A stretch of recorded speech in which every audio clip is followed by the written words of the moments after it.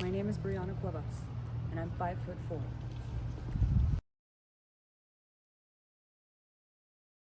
I'd say I've led a pretty interesting life. I think one of the most interesting things about me is my main profession. I am a bronze patineur, which puts the chemical coloration on bronze sculptures.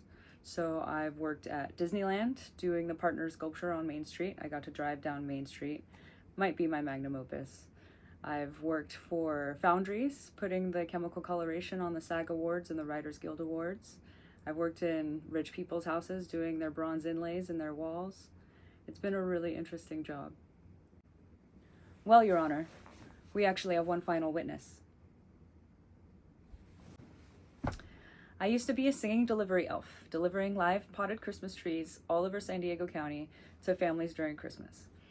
And some of these kids actually believed I was an elf. And that was a really fun part. They would give me gifts every year. They would ask me silly questions like, if you're an elf, why are your socks so short?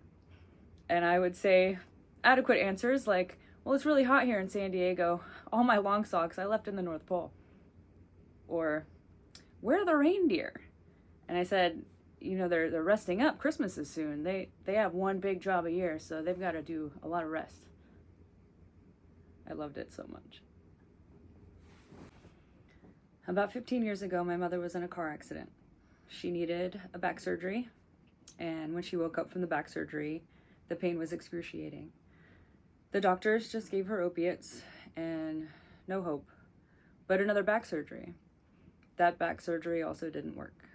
I think she ended up having 3 or 4 that didn't help.